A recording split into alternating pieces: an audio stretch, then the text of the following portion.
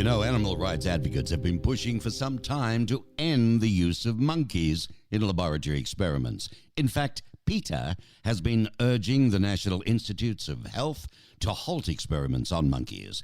I'd like to welcome Dr. Alka Chanda, PhD and Vice President of Laboratory Investigations for PETA. Welcome, Alka. Hello, Mark. It's wonderful to be with you. Thank you so much for having me. Most welcome. Dr. Chanda, these experiments are not effective in leading to treatment for human diseases. Is that right? That's exactly right, Mark. The American people are being taken for a ride by the animal experimentation industry. This is an enterprise that rarely contributes to cures or effective treatments for humans. I think, we take it as an article of faith that experiments on animals must help humans, but this simply isn't true. In fact, recently there was a study that came out of Stanford. It was a landmark study that documented that more than 90% of animal experiments actually fail to lead to treatments for human beings. And the National Institutes of Health informs us that 95% of pharmaceutical drugs that test safe and effective in animals actually fail when they go into human clinical trials.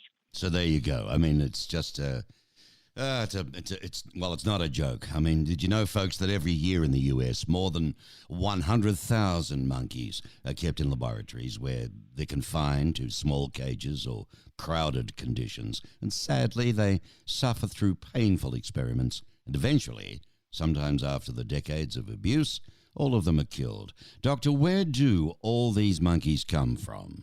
That's an excellent question. Many of them are bred in laboratories, which means that they never know what a normal life would look like. They never know what a life of freedom would be. Everything is absolutely artificial in their lives. And after the years or decades of living in these barren stainless steel cages, they go insane. Now, there are also many thousands of monkeys who are imported into the United States. So in addition to domestic breeding, we see importation. And these are monkeys who are coming from essentially monkey factory farms in China, in Vietnam, and some other countries in Asia, as well as monkeys who are caught from the wild in Mauritius, as your listeners would know, is an island off of the east coast of Africa. Mm-hmm. So there are monkeys coming in from these other countries, some trapped in the wild, some bred on these factory farm conditions where they're in tiny cages and really deprived of everything.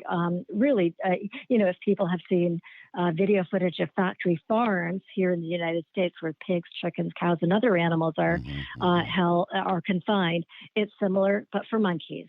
So that's where the animals are coming from. A contentious issue. You know, some would say, well, look, they're just animals. We've got to improve health for humans. I mean, God put them there to help. Look, doctor, since its founding in 1980, PETA has been urging the National Institutes of Health to move away from animal experiments. And your campaigns have now shut down numerous NIH-funded experiments, including torturous psychological experiments on baby monkeys taken from their mothers. Is it still legal for laboratories to conduct experiments on monkeys and other animals, for that matter? Shockingly, yes, it is still legal. In the United States, no experiment, no matter how painful it is, no matter how frivolous it might be, or whether or not the animals are killed at the end, nothing is prohibited by federal law. And while there are state anti-cruelty statutes that would prohibit you or me from harming animals. For example, I wouldn't be allowed to burn or poison or cripple or blind, say, my neighbor's dog or my own cat. Mm-hmm. There would be felony level cruelty to animals charges brought against me, resulting in appropriately in fines or even prison time. When all of those treatments are carried out inside a laboratory, it is perfectly legal. So essentially, what happens in a laboratory is exempted from state anti-cruelty statutes, and there are explicit exemptions in most state anti-cruelty statutes. So these animals have minimal protection. It's got to change. I mean, do you think the days of laboratory experiments on animals will become a thing of the past. I mean, opinion polls show that a clear majority of Americans oppose the use of monkeys in experiments. So, what progress has Peter had in ending some of these inhumane practices in the laboratories? I would agree that the day will come when all of this will be a thing of the past. And I see a few factors, Mark, at play here. One is that we understand more and more what's happening inside laboratories. And this is thanks to the undercover investigations of PETA and other groups. The fact that more and more people who work in laboratories will speak out, when they see dogs who are yelping and are not being attended to, or monkeys who are circling in cages and pulling out their hair because they're living in such psychological anguish, or they see that veterinary care is not given to animals. So we have a lot of whistleblowers who come to us. And when we pull back the curtain on what's going on in laboratories, the American public, being kind-hearted and caring, is outraged. So you've got that factor. You've got the fact that we know who animals are. We know that animals feel pain. We know they suffer. And this is a far cry from original day animal experimenters who said that animals don't feel pain, that they're basically automatons.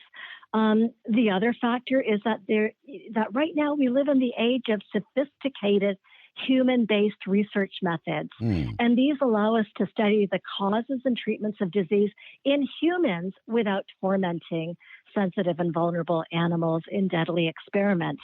So we're talking about organs on chips, organoids, supercomputing on top of massive databases of human-derived information.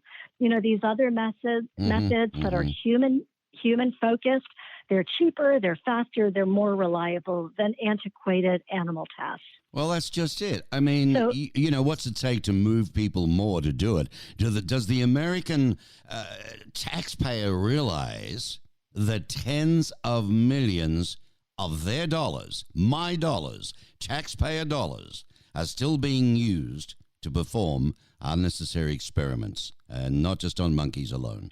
You know what I mean? Yes, exactly. And in fact, it's, last year in 2019, the estimate is that between 17 and 18 billion dollars were spent by the National Institutes of Health on animal experiments, between 17 and 18 billion dollars. And that's a conservative estimate.